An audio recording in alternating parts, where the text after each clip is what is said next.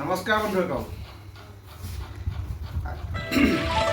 মই খেতি বিষয়লৈ এটা সমীক্ষা বনাবলৈ গৈ আছোঁ, যি নেকি আমাৰ টাই মংগোলীয়নসকলৰ খেতি বুলি কোৱা হয়। এটা বাহিৰৰ খেতি, এটা ভিতৰৰ খেতি। বাহিৰৰ খেতি হয়তো আপোনালোকে জানে, যাক কোৱা হয় মুগা পলু খেতি, চুম খেতি, আৰু ভিতৰৰ খেতি হ'ল এয়া হ'ল এৰী পলুৰ খেতি। এই এৰী পলুৰ খেতিৰ বিষয়লৈ এটা বিশেষ সমীক্ষা বনাবলৈ গৈ আছোঁ। গতিকে চাই থাকিব CNK অসম, কি ক'ত কিয় বিখ্যাত, পৰিণাম নতুন চিনাকি।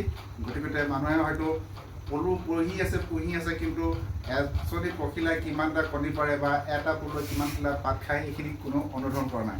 এই সমীক্ষাটো মই তেনেধৰণে এটা সমীক্ষা দিবলৈ গৈ আছোঁ, যে এজনী পখিলাই কিমান কণী পাৰিব পাৰে, বা এটা পলুৱে কিমান পাত খাব পাৰে, বা এটা পলুৰ পৰা আমি কিমান গ্ৰাম ৰছী সূতা তৈয়াৰ কৰিব পাৰোঁ, তাৰ ওপৰত এটা সমীক্ষা বনাবলৈ গৈ আছোঁ। গতিকে চাই থাকিব কি ক'ত কিয় বিখ্যাত, পৰিণাম নতুন চিনাকি, পলুৰ ওপৰত ভিডিঅ' বনাবলৈ গৈ আছোঁ।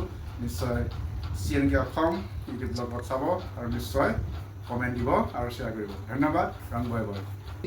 গতিকে বন্ধুসকল, আপোনালোকে ছাপোৰ্ট কৰিব, লাইক কৰিব, শ্বেয়াৰ কৰিব, আৰু নিশ্চয় এই ভিডিঅ'টো আপোনালোকৰ এক উপকৃত হ'ব। যিহেতু এক নিবনুৱা সমস্যা, এই খেতিৰ মাধ্যমে নিবনুৱা সমস্যা সমাধান কৰিব পাৰিব বুলি মোৰ এক দৃঢ় বিশ্বাস।